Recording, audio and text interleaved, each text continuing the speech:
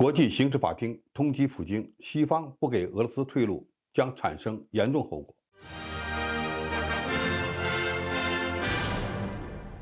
观众朋友，大家好，我是付先少。据乌克兰真理报报道，国际刑事法院新闻处发布消息，位于荷兰海牙的国际刑事法院签发了逮捕俄罗斯总统普京、俄罗斯儿童监察员利沃瓦·贝洛瓦的逮捕令。这是国际刑事法院针对俄乌冲突对俄罗斯方面签发的第一份逮捕令。起诉的理由是俄罗斯将乌克兰被占领区的儿童非法转移到俄罗斯联邦的战争罪。据美国耶鲁大学人道主义研究实验室的统计，战争期间共有6000多名乌克兰儿童被送往俄罗斯的再教育营地。而按照1949年生效的关于暂时保护平民之日内瓦公约的规定，占领国有义务不改变儿童的公民身份。另外，根据1989年生效的联合国儿童权利公约，将乌克兰儿童送往俄罗斯的行为也是违法的。乌克兰外交部呼吁国际社会强烈谴责俄罗斯及其官员在临时被占领的乌克兰领土上对儿童犯下的持续罪行。俄罗斯外交部发言人扎哈罗娃第一时间回应称，即便从法律角度来看，国际刑事法院的这一决定对俄罗斯也没有任何意义。那么我们为什么会说国际刑事法院签发的这个逮捕令会产生严重后果呢？首先，在乌克兰政府的配合和推动下，相关方面正在收集证据。目前有数千项有关俄军在乌克兰的军事犯罪案正在调查中。乌克兰政府安排摄影师、翻译、律师、调查人员等群体收集和记录相关的证据，以便对俄罗斯的某些机构和人员进行起诉。对于乌克兰政府来说，这不仅仅是为了博取西方的同情，更是对俄罗斯进行的法律战和舆论战的需要。何况谁也不能保证如此漫长的战线上不会出现违反人道主义的事件。再加上国际海牙法院原本就是西方的代言人，这样的局势对俄罗斯不大有利。国际刑事法院的检察官卡里姆汉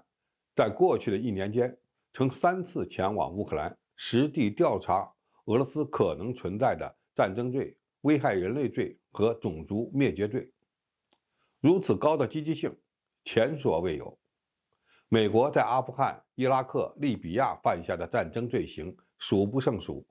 也没见国际法院去现场调查过，更不会如此勤奋的工作。要知道，当年可是有一些国家的政府和人权组织要求审判发起战争的美国总统和滥杀无辜的美国士兵，而国际刑事法院却置之不理。第二，虽然逮捕和审判普京和俄罗斯高级官员的可能性现在很小，但战争罪没有诉讼时效，这将给俄罗斯的外交工作带来麻烦。南联盟总统米洛舍维奇当年遇到的情况，普京可能也会遇到，只不过俄罗斯政局相对稳定且武力充沛，不是随便什么国家和机构都敢对普京出手的。俄罗斯2016年就退出了国际刑事法院，这意味着该法律机构对俄罗斯没有司法管辖权。但是很多国家都是国际刑事法院的成员，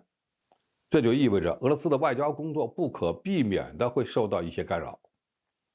国际刑事法院的官方发言人就表示，对普京的逮捕行动取决于国际合作，将要求任何成员国在其领土上逮捕普京。第三，国际刑事法院开始起诉俄罗斯涉及战争罪的个人和决策层，将是西方继政治战、经济战、舆论战之后，对俄罗斯开启了一个新的战场，那就是法律战。此举将进一步恶化俄罗斯的外交环境。现在只是起诉普京，以后一些俄罗斯的将军和士兵都可能被起诉，虽然时间会持续很多年。在西方媒体的渲染下，俄罗斯对乌克兰的特别军事行动的正义性将进一步受到质疑。这一方面能够帮助乌克兰争取西方民众的支持，获得更多的军事援助；另一方面还能损害俄罗斯的外交形象和声誉。对于由国际刑事法院发起的这场舆论战、法律战，俄罗斯怎么接招呢？要么自证清白，要么不予理会，或强调国际刑事法院对俄罗斯没有管辖权。但是这些言辞，西方社会根本就不会听。面对新的情况，俄罗斯将如何应对国际刑事法院的追捕令？美西方又会如何放大这一事件的影响？都是需要我们密切关注的。好，今天评述就到这里，谢谢大家收看，我们下期再见。